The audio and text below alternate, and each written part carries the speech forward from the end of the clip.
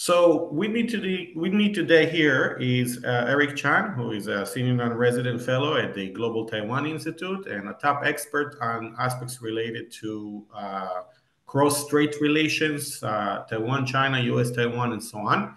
And we're going to be hosting him today talking about the new US administration and President Trump new administration policy towards Taiwan and as vis-a-vis that, i.e., China as well. So, Eric, the floor is yours. Okay, great. Well, thank you, Oren, for having me. Pleasure to be speaking here today. So, for Taiwan under the second Trump administration, I think it's important to start off with by saying that U.S.-Taiwan relations are probably the best that they have been since the end of the Mutual Defense Treaty in 1980. And this is in large part due to the work that was done under the first Trump administration. Trump has been known to be norm breaking, but in Taiwan's case, the norms that have been broken have all been in Taiwan's favor. This has been influential across administrations, across parties. It's changed both the party lines for both the Republican Party as well as the Democratic Party. And by I mean is that the internal politics on both parties have changed to be much more pro-Taiwan. So right now, there is probably more continuity between the Biden administration and the Trump administration and the Trump administration that'll come next on the Taiwan issue than probably any other issue, domestic policy or foreign policy that I can think of. Examples of how he's broken these norms and changed these parties, for example, include when Trump first became president, he took a congratulatory phone call from Taiwan President Tsai Ing-wen. And from there on, he's done a number of things that have basically changed the outlines of the relationships between the U.S. and Taiwan. One example of this is the issue of arms sales. Under the Obama administration, arms sales to Taiwan were packaged into very big packages that were almost sent at random in terms of times that the Obama thought that this would not disrupt the U.S.-Chinese relationships. But under Trump, this became a pattern of very regular arms sales, which is far less disruptive to military and defense planning. Of course, not just military in terms of helping Taiwan develop its international space and growth. Trump's administration was actually very, very proactive in terms of trying to expand Taiwan's international space, as well as economic ties with the U.S. So all of these have been continued under the Biden administration, even if the focuses of the two administrations have just been slightly different. The general pace of change towards greater development of the U.S.-Taiwan relationship has stayed the same. The development of this relationship isn't just because of Trump, it's also because of a number of other interlocking factors. First one, Tsai Ing-wen, the former Taiwan president's transformation of Taiwan's Democratic Progressive Party into a quote-unquote serious party that invested in Taiwan's defense. Second of all is the exponential growth of Taiwan's semiconductor production. It's almost 30–40% year on year with the development of the highest end semiconductors showing the biggest growth. And then finally, of course, the rising U.S. PRC great power competition. And this is actually made worse by the way that the Chinese have tried to compete with the United States. Right now, China is in a period of relative weakness compared to the United States. China hasn't recovered very well from COVID, and there's a significant amount of economic disruption in China right now, which means that China is less likely to directly seek to challenge the United States, but instead will try to conduct continued and escalating gray zone coercion against its neighbors. in this case, Taiwan. So this builds what I could almost say is a self-licking ice cream cone, in where China continues to coerce Taiwan, but that in turn creates a much greater room for Taiwan to expand its international space with its partners as well as with the United States. Some of the biggest issues that Chinese coercions has led to recently, for example, is a greater U.S.-Taiwan defense cooperation. There are now U.S. military trainers on Taiwan. Sales of defensive equipment to Taiwan have increased almost year on year due to this type of coercion. And yet this type of coercion hasn't really gotten what the Chinese Communist Party has wanted. It's actually created an amount of pushback on Taiwan itself against the coercion, rather than causing fear and confusion as the party would have liked to see. So just as a quick wrap up, I really don't see significant changes under the second Trump administration. I foresee a continued robust arms sales. I continue to see increased U.S.-Taiwan cooperation, especially with moving semiconductor production more and more to the United States. And I also see, just given the personnel within the Trump administration, that there's going to be a lot of support both in the executive branch as well as within the legislative branch for continued expanded ties and assistance to Taiwan. And it's just very notable just what a difference there is between, say, Taiwan and the more hot button issue of Ukraine, in which both parties have sought to expand U.S. ties with Taiwan. So I think this will become a continued bulwark for U.S. bipartisan cooperation, and one of the few areas where we can say that American leadership will probably continue as it has for almost now the last decade. And again, it's important to emphasize what a sea change it has been compared to the times that came before the Trump administration.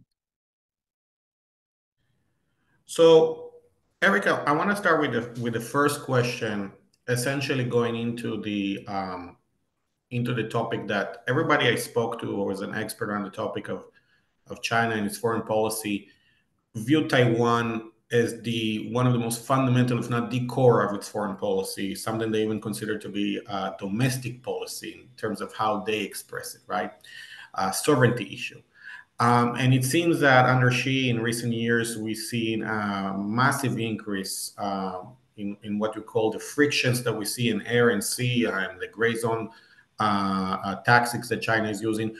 Do you predict that now that Trump is in office, we're going to see a continuation of the same line of, I won't call it aggressiveness, but same line of action taken by the Xi and Beijing governance in China? So I think in the very short term, a lot of this gray zone coercion will be pulled back very temporarily, because they're going to want to see what the new Trump administration's priorities and focuses are going to be. If it's true that Trump is going to put significant tariffs on China on day one, well, what they're going to see is, okay, does that expand to other spheres? How expansive are these tariffs going to be? Are they going to be in certain fields like what the Biden administration has done, or is it going to be more broad-based? And are they going to be looking for economic warfare against the PRC? And if that's the case, I can see them very quickly ramping up coercion once again. But for the period of, say, the next 3 to 4 months, I think there's going to be a little bit of a wait and see mode to see what exactly Trump intends to do. Will he try to connect Taiwan with their ongoing economic conflict with China, right? So they're going to see to what extent they have the flexibility to firewall off areas of disagreement with the U.S. And coming on too strong with coercion right from the start will mean that there will be no firewalls, and we'd be in for a very choppy time. So I don't think they're going to escalate right away, but they're going to wait and see. So what I'm understanding is that there is a linkage between economics and aspects related to the economics of policy between China and the U.S. to the Taiwan issue, but not a separation of those issues. Or is that going to be completely in the hands of the Xi governance? I would say completely in the hands of the Xi government, but rather that what we're going to see is that Taiwan will likely start pulling back more and more of its investments in mainland China and investing more with the United States, simply because one, Trump is going to insist on something like that with Taiwan, and two, simply the economic warfare between the U.S. and the PRC will impose a lot of secondary costs that would just naturally drive away what existing Taiwan investors there are on the mainland. And this has just been an ongoing issue simply because Xi has made it so difficult to invest in China by Taiwan, right? There's been arrests of Taiwanese investors and businessmen in China just through the national security law that Xi has instituted. So I can see that there's probably going to be a continued exodus away from the Chinese market by Taiwan.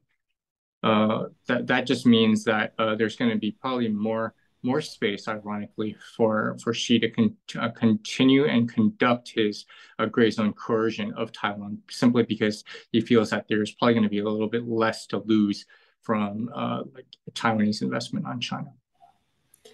So a few years ago, we saw Nancy Pelosi visiting Taiwan, and we saw that increase in tension, and China's response to that was obviously hostile. With this administration, with so many hawks, China hawks in this administration, do you see something similar to that, like a visit by Marco Rubio maybe, or anything like that that we're likely to see in the coming months or something like that? And so that's why I think one of the biggest transformations of the first administration, the first Trump administration, is that I think there's been a demonstrated effect where it's not just going to be China hawks who are interested in visiting Taiwan to make a point, right? That's sort of now become bipartisan and not just limited to the executive branch, right? So I foresee that, with the new House and the new Senate, at least there's going to be likely another House of Representative visit over to Taiwan. It's going to be a continuation of things that happened under the first Trump administration, as well as the Nancy Pelosi visit that opened up some doors, broke its own set of norms in terms of the level of visits to Taiwan. So yes, the legislative branch will send more and higher-ranking folks to Taiwan, and I think that's going to be matched by the executive branch as well. I wouldn't be surprised if there ends up being a Secretary of State visit. And then if that does happen, that's probably at the level where we would see a pretty significant Chinese response. What kind of capabilities transfer from the U.S. To Taiwan would be considered to be a red line for the Chinese?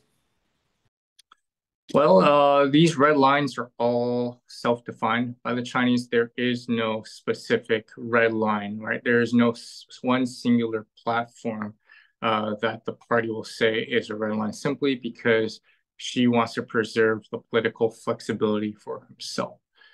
So there's rumors on Capitol Hill that Taiwan will put in for a request for fifth generation aircraft, F-35s. Well, the issue with, for example, any potential sales of F-35s is that this type of platform probably won't come to Taiwan for at least the next 5 years, 7 years. So how would you institute a red line for a platform or a capability that wouldn't arrive in Taiwan until perhaps the next administration, right? So I don't know that there is any specific red line on any singular platform that that can be conventional platform, I should say, that can be noticed, right? The Chinese have always said that nuclear weapons are their ultimate red line. I would probably agree that would be a red line, but on the other hand, that's not exactly on the books for Taiwan as well. One of the topics that many of the experts I spoke to raise is that the relations between Russia and the United States under Trump are likely to improve under Trump as a potential policy change from the Biden administration. And this is, of course, not a prediction, but more of an analysis of how they see it. If such a situation happened, and we're going to see China basically looking into kind of losing Russia from this perspective, do you see a potential that they will increase tensions in Taiwan because of that? Is that something that plays into the relations, the cross-strait relations, or is that completely separate and there's no linkage between the two? So the idea that the Trump administration would necessarily lead to warmer relationship with Russia, well, that really remains to be seen, right? The Ukraine war still is going to be ongoing. I don't foresee that ending on day one of his administration, no matter what he says, right? And accordingly, I also don't see that Russia would necessarily pull back from its ties with the PRC, right? It's been very clear that they're now more reliant on China for its economic growth, and over the long term, especially because so much of their economic trade with Europe and lesser so with the United States have now been cut off. So I think the Russia-Chinese cooperation is going to be a long-term feature, no matter what happens with the Ukraine war. No matter how U.S.-Russia relationship develops right in the near future.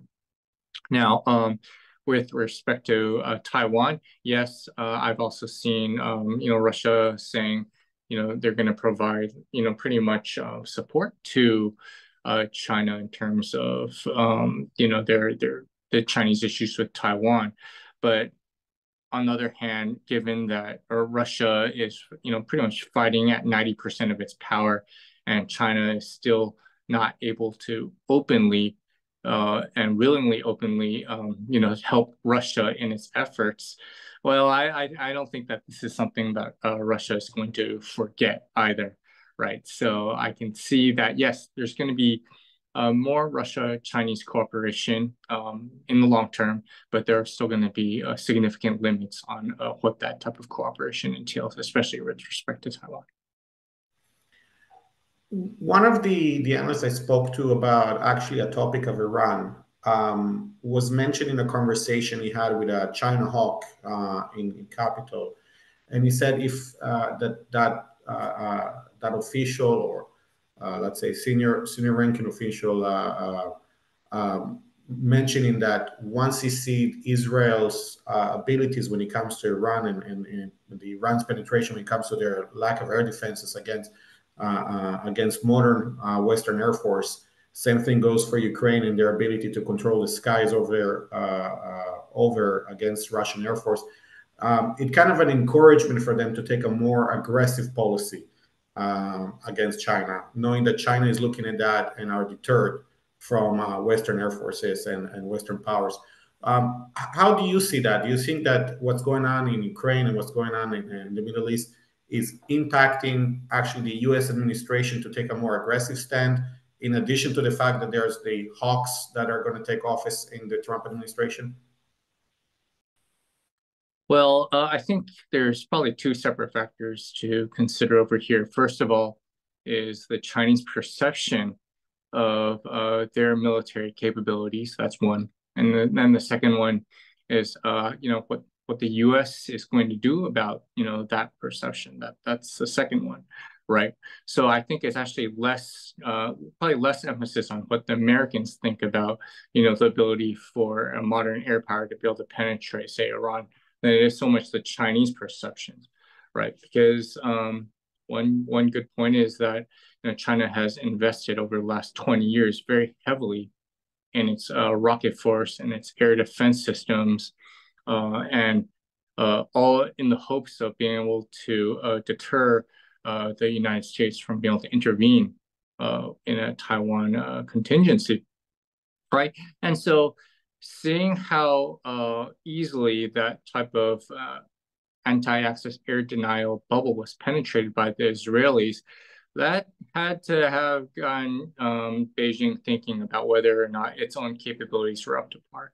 And that also goes true for a place like the Ukraine war, right? Russia very clearly was trying to emulate and imitate the American way of war in its first week or two of combat. And when it became very clear that they were nowhere close to that level, they had to shift gears into a much more grinding and materially demanding, set of invasion plans. Right. And whether or not China is first able to even emulate what the Russians did in that first week of the war, let alone be prepared for the idea of a protracted conflict, well, I don't think it's a coincidence either that over the last 2 or 3 years, you've probably seen the biggest crackdown with the PLA and with the PLA rocket force in particular by Xi.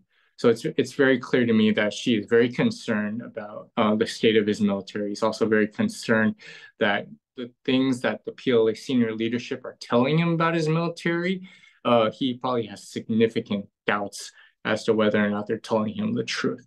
And given what Putin saw with his own military, I don't know that that's an incorrect assumption. Are there any dynamics within Taiwan's internal politics that could drive the Trump administration more into and closer to Taiwan, or on the contrary, to kind of push the Trump administration away? Do you see anything that could impact U.S.-Taiwan relations from the internal dynamics within Taiwan? So right now, given the current administration in Taiwan, it's a very, very pro-U.S. Bunch. The current Vice President Shabi Kim was previously the equivalent of ambassador to the United States. So within the current administration, there's a lot of U.S.-friendly personnel and also people with deep U.S. expertise, right, who've worked before with the first Trump administration, who've also worked with the Biden administration, who've worked with the legislative branch as well. So from the ruling party, I really don't see that they would do something that would aggressively annoy the Trump administration. Now, within the legislative branch in Taiwan, there's probably going to be more friction. We don't know, basically what the emphasis of the KMT will be in terms of dealing with the Trump administration. But on the other hand, they're not the ones with the levers over foreign policy as well. That's much more concentrated in the Taiwan system within the executive branch than it is in the U.S.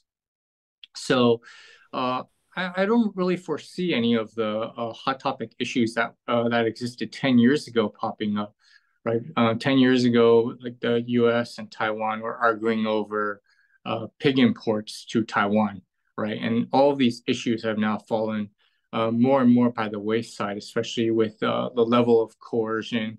And also there's simply bigger fish to fry, right? The idea that, people would rather talk about the much more lucrative semiconductor business and how to expand that business for both U.S. and Taiwan profit. That's a much far bigger market now than, say, pigs. One of the topics that I saw with other discussions was that some experts think that the Trump administration, the new administration, is kind of a time period or kind of a bubble that allows government to act in ways that before they stop themselves, because they see that as kind of an umbrella shielding them from the consequences that under Biden that were not shielded. Do we see Taiwan government seeing some actions in the planning to do during the Trump administration that before they avoided them just because they weren't sure that they would have the U.S. umbrella or the U.S. full support, that in this case now they would, or they would consider that they will? Oh, definitely.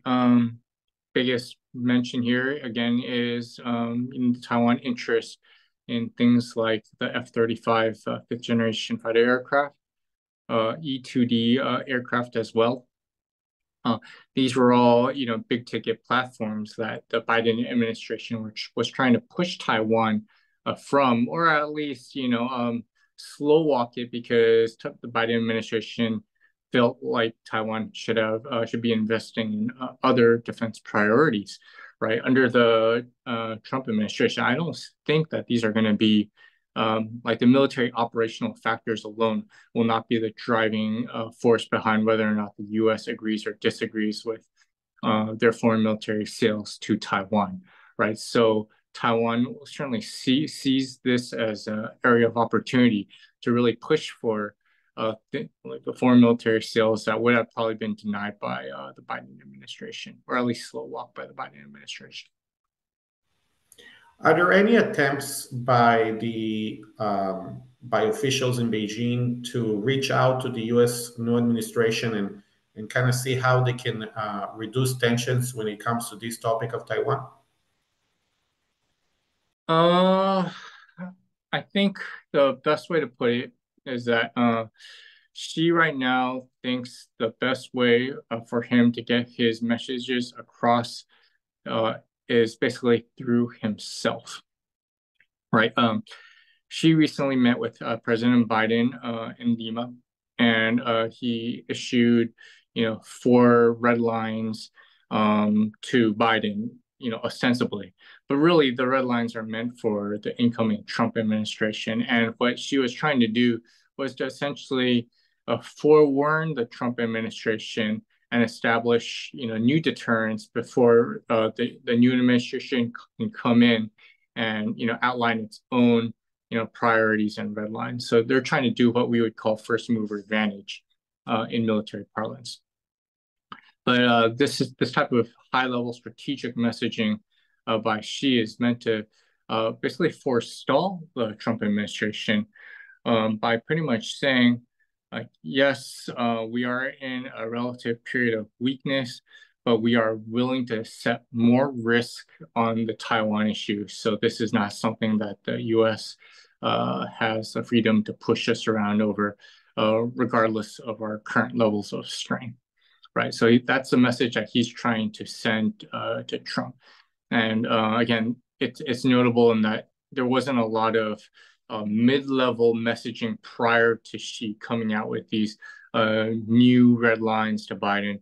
She decided I'm going to send this message myself and very directly.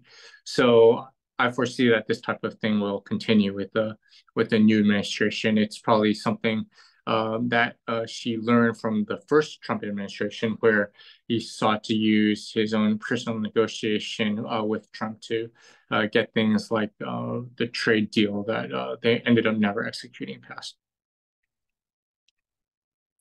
In our conversation yesterday with Min-Chi, he mentioned that the next 12 months are going to be crucial in determining the level of tensions and basically the risk of escalation that we're going to see between the U.S. and China. How do you see that analysis that see that basically the next 12 months are going to be the most crucial ones in the upcoming 4 years of the administration? Or do you perceive it more of a slow game than the next 12 months when it comes in terms of like how the events are going to be shaping the relations between the triangle of China, Taiwan, and the U.S.? Oh, I definitely see it as a slow game, simply because it's very common within the foreign policy community to always say the next X months are going to be crucial for, for whatever. But there's a lot of long-term reasons for both China, for Taiwan, and for the United States to view this as a long game, right? First and foremost, for China, their poor economy really forecloses a lot of options in terms of trying to directly confront or challenge the United States, right? She also doesn't believe his military is ready to challenge the United States, let alone a combination of Taiwan, United States, potentially Japan, South Korea, and the Philippines, and the Europeans, right? There's a lot of deterrence going around. Similarly for Taiwan, right now Taiwan is in the middle of a significant economic growth that they don't want to disrupt. Their military defense reforms are going along very rapidly, but it's still not complete. So they're not exactly confident on their capabilities either. And I would argue that I don't know that there's any time where Taiwan would feel, confident in its own defense capabilities, simply because even a very successful defense of Taiwan would leave the Taiwan economy in shambles, right? And then you have the United States, primarily, right? The U.S. Still very driven domestically. There's going to be a lot of domestic priorities for the next administration. Um, Even taking away the idea of a tariff war with the Chinese. So no, I don't really see the next 12 months as being absolutely critical for any of the players, but rather it'll be part of a long campaign of competition between the U.S. and the PRC. One of the most quoted statements of, I think it was a year and a half ago, about the capability gap that the Chinese are noticing when it comes to Taiwan, and that's what that could push China into acting sooner than later. I think the deadline was 2027 is when this capability gap between China and Taiwan will make it almost impossible for China to invade Taiwan because of capabilities that Taiwan will acquire as part of this military modernization and reform that you're saying about. How do you see that within the context of there's a new administration now? Are the Chinese are looking into this capability gap? First of all, is there such a thing that they view that as a capability gap that is pushing them to act sooner than later? And two, is Trump changing their plans in any way or form? Yeah, I think I need to really clarify the idea of this capability gap, right? The original idea of this, the famous Davidson window of 2027, it wasn't so much predicated on a capability gap between Taiwan and China, but rather it was a U.S. assessment that she had told the PLA to be ready for a contingency by 2027, implying that the PLA was certainly not ready back in 2020 or 2022 or even today, right? So the idea was by 2027 you need to be ready, right? And I don't know that it's necessarily a hard fix. I don't think that this is simply something that it's a date that necessarily she is fixated on. It's useful as a marker for the PLA to demonstrate to the PLA this is a level of importance which I put on your reform politically. So yeah, the 2027 day should be seen as be ready by date rather than an assessment of a capability gap. And then secondly, we should also note that the Chinese perception of a gap between themselves and the U.S. isn't just an assessment of two military powers, but rather it's how they employ military power within a limited time frame, right?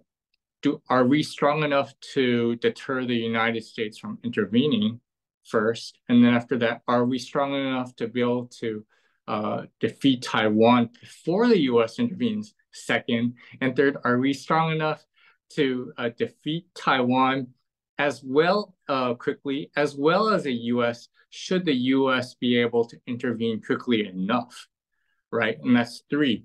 And it's not clear to me that this 2027 date is connected with one of these three points, right? It's a very, very broad, be ready for a war by 2027. We don't know if that's condition 1, 2, or 3.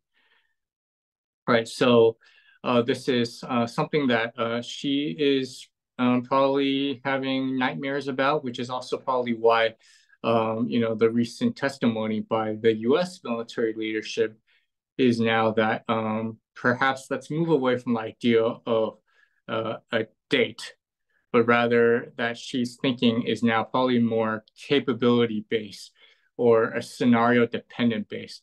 Under a certain scenario is a PLA ready, and that's probably a more realistic way of thinking about when she would employ military power. So we are in December, and this is a time that most think tanks and consulting companies that deal with risk and potential geopolitical events usually issue their top threats and slash black swans and so on for the upcoming year. And hearing what you're saying and knowing what's going to be in those lists, which is going to be the Taiwan issue on each and every one of those lists for sure, especially now under the Trump administration, it sounds to me that the risk is not so high for a conflict as it seems to many and as many predicted it is. So, am I right in my assessment here that from what I'm hearing from you, the risk of a conflict under the Trump administration is actually not as high as some would say, and probably is low, if I can say that? Well, I can't read Xi Jinping's mind as much as I would like to. But I think it would be accurate to say that at least within the next 2 to 3 years, chances of a purposeful conflict where she has decided, like, now is the time I'm going to go in. I think that is relatively low. In terms of the other black swans that are out there, I would say the chances of, say, an Iran conflict are probably considerably higher than it would be for U.S.-Taiwan PRC conflict.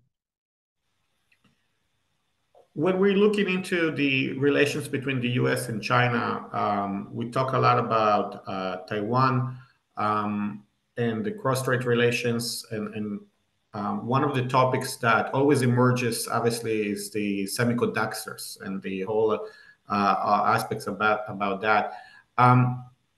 Without going into the technicalities of this industry, which is a very technological, high-tech industry, where do you see this industry being impacted now by the new administration policy towards China and towards the cross-strait relations aspect? So surprisingly less than I would have considered just 3 or 4 years ago. And part of the reason is simply because on China, there's sort of been a bifurcation of the way chips are developed, right? China has vastly expanded its own chip production capabilities, but the type of chips that they are mostly trying to, the market that they're trying to monopolize is more of the second tier type of chips, the type of chips that are used in, say, cars or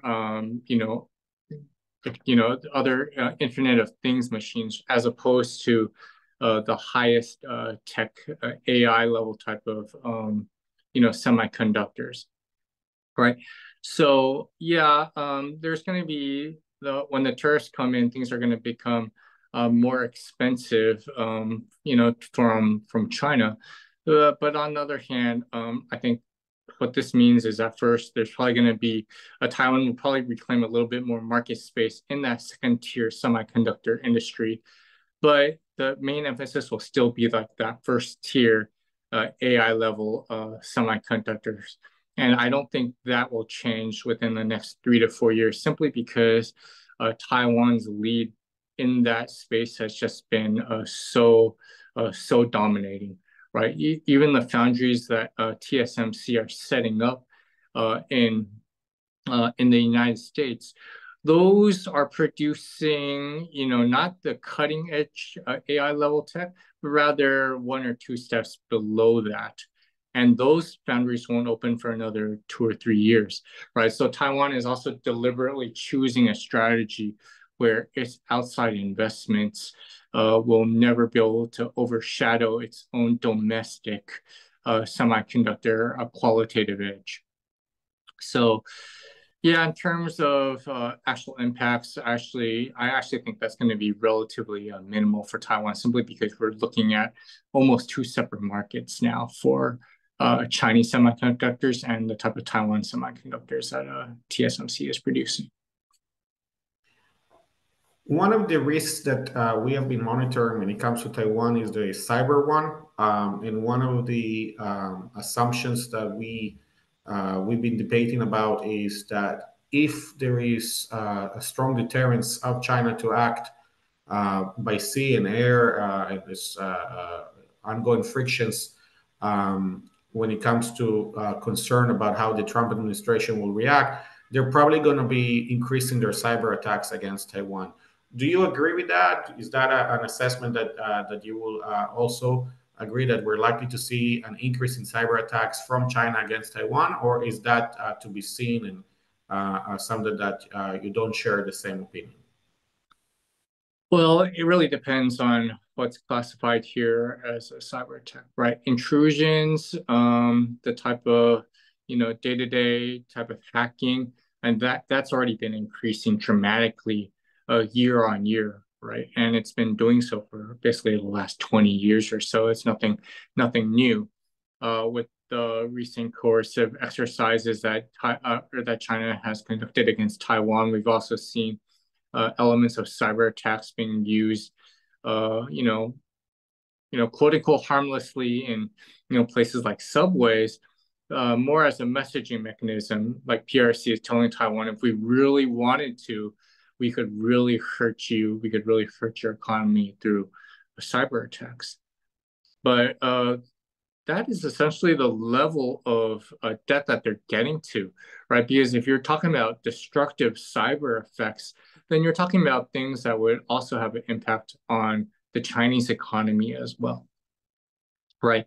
So China is not willing to take that step without reason, without knowing beforehand that this is going to lead to a control effect, right? If they do an attributable destructive cyber effect, then what would be the second order effects and second order demands from the other international players?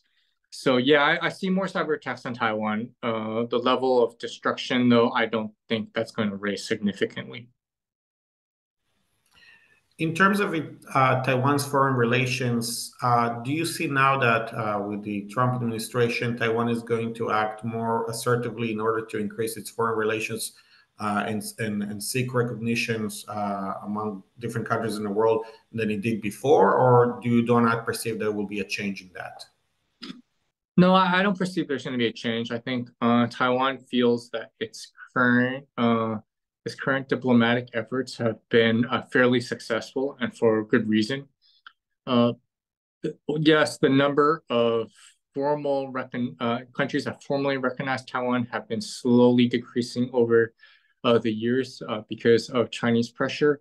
But on the other hand, Chinese pressure has also led to much stronger informal relations between Taiwan and the members of the EU, particularly Eastern Europe, right? And I think what Taiwan sees is that this is a pretty successful, relatively low cost way of expanding their international space, as opposed to trying to fight it out for, small island nations or, Central American nations that really won't really do much for the security of Taiwan.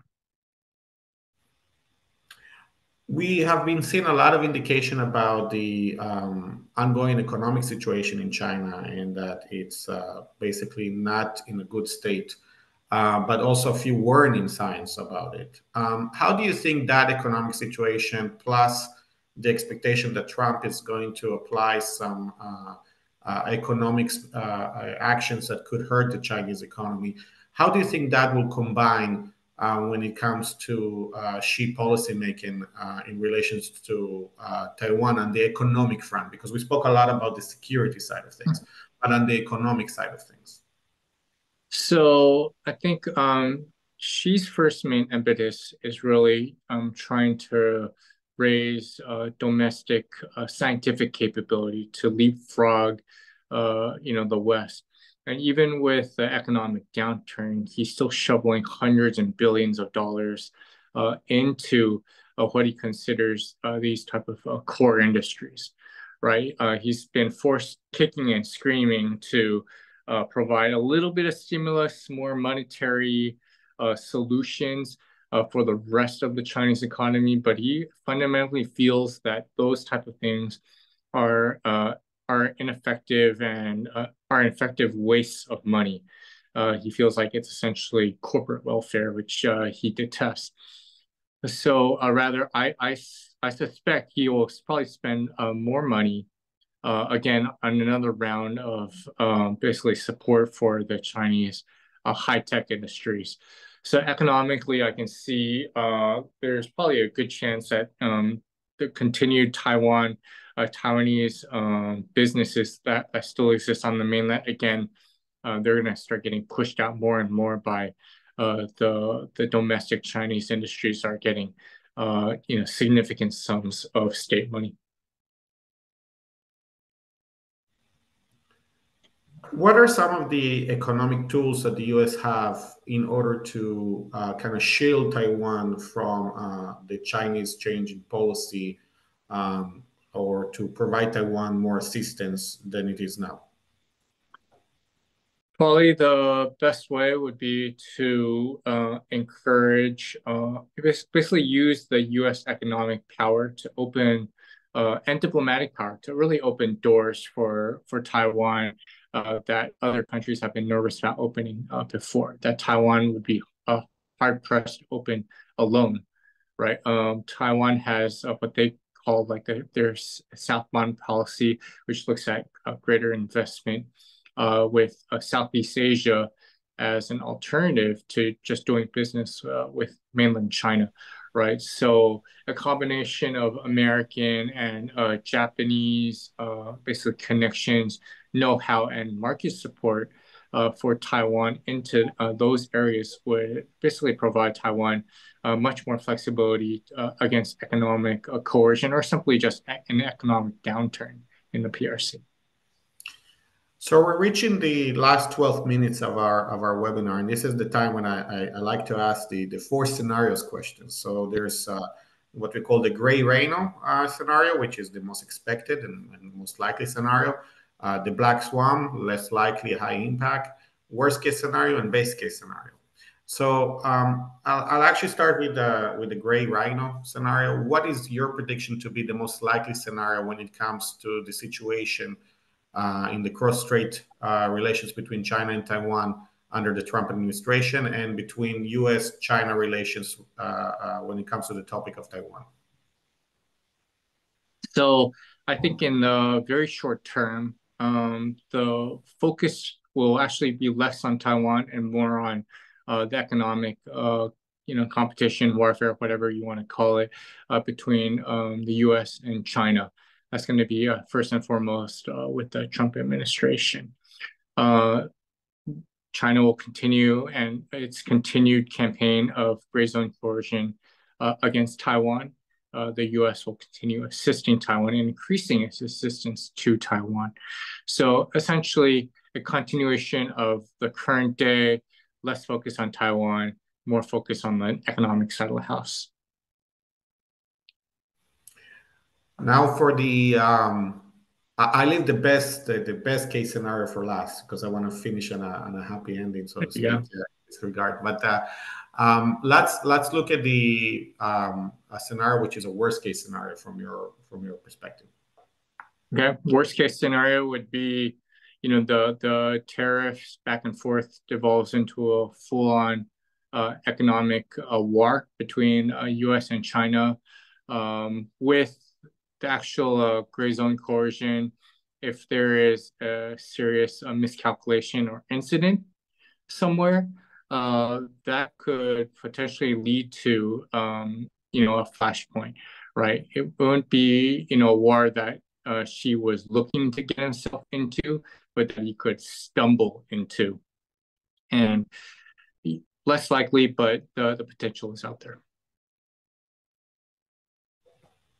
Okay, and we actually played a simulation a few years back when we did a wild card scenario where Trump disappeared after his Air Force One disappeared after a flight to Seoul and lands in Taiwan. And that was a scenario where basically Trump visits Taiwan, and we played that to see how would that kind of the aftershocks of that.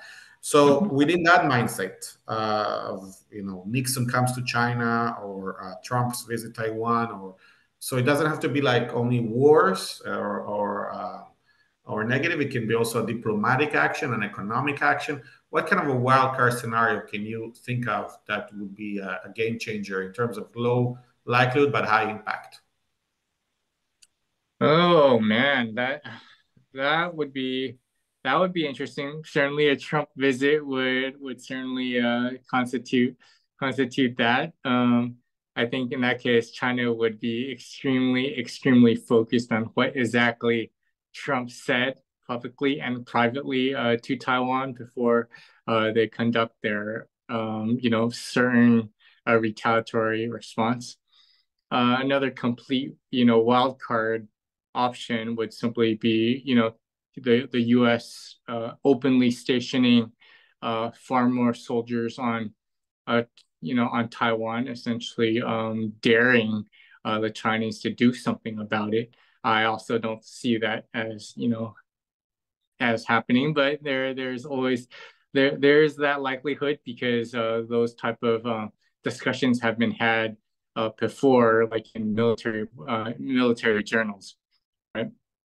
Um, Another wild card, potential for another, pandemic, right? I think it's hard to underestimate how much the first Trump administration was angry at China for its own handling of COVID, and I don't think that they've also forgotten that COVID was one of the biggest reasons why Trump lost the last election, right? So if anything like that happened again, I could foresee some very serious escalation of tensions between the U.S. and China. Okay, so what's the best case scenario that you can think of when it comes to this situation, the triangle of relations between Taiwan, US, and China? The best scenario is just everybody relatively backs off from the most dangerous one, right? We sort of just continue along our current path, but a little bit less. Let's put it that way, right? The economic tariffs just turn out to be a relative nothing burger. Both sides do it, but tensions don't go anywhere. China just decides to turn a blind eye with respect to U.S. activities on Taiwan or with Taiwan, and its level of coercion reduces to a more predictable levels.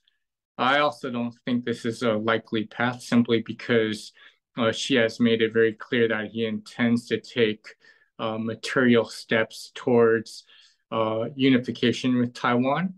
So I expect to see him continue to be unpredictable in terms of escalating his coercion. But it would be nice if, say, like the economic issues on China were such that he decided that he needed to back off on a coercion for a limited period of time. I think that would really just be the best case scenario. So, in an end note to this discussion, if you can have your kind of like your final thoughts about the topic and thinking of the questions we discussed about, but I also want you to think about the aspect of uh, the potential of Xi making a decision to really act. And where do you see that falling in your thoughts? But the floor is yours for kind of a final remarks to kind of conclude and close the topic as we're reaching the end of the webinar. Yes.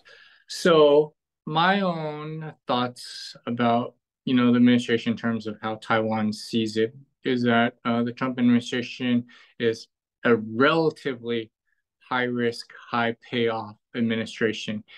Had Harris won, that would have been a low risk, low payoff type of administration for Taiwan. It would have just probably been a continuation of Biden's policies. Probably even less because Harris didn't show like the same type of interest in Taiwan that Biden, who is longtime foreign policy expert, had, right? So Trump is a completely opposite way. Like, right, there is the potential scenario. It is possible within the realm of possibility that, Trump could end up in Taiwan, whereas we all know with the Harris administration that would just be an impossibility. That would have never happened, right? Same thing with things like these high profile arms sales under Trump administration. F-35s are suddenly very possible, whereas with the Harris administration, maybe not so much, right? On the flip hand side, Taiwan has also heard about the comments that Trump has made regarding Taiwan, right? How it's so close to China that it would be impossible to defend. So those things also make them nervous, but they take hope in the fact that a lot of the people that Trump is staffing his administration with are extremely pro-Taiwan. And that hope is that Taiwan will be able to reap the high payoff options while hopefully avoiding the high risk things that come associated with this administration. So yeah, I think high risk but also high payoff, and Taiwan will certainly bend its efforts to ensuring that they get the high payoff option. So I can see a lot of Taiwan lobbying in the very near future. So interesting times ahead, I can say that. Oh, definitely. All right, Eric, thank you so much for joining us today. And I want to thank everybody also who joined us. This has been this week the third webinar we had. One was unexpected. Obviously, it's almost we forgot, yeah, but on Saturday, the Assad regime collapsed a few hours after our webinar, by the way. And yesterday we have Min Jinping talking about China-US relations. Today with you about Taiwan. So I really want to thank you everybody who joined us today and join us to those series of webinars we had not only this week but also in previous weeks, looking into the Trump 2.0 administration and how it will impact U.S. foreign relations and the implications on the global scale. So thank you everybody, and I hope to see you in our next webinar in the upcoming month. Thank you.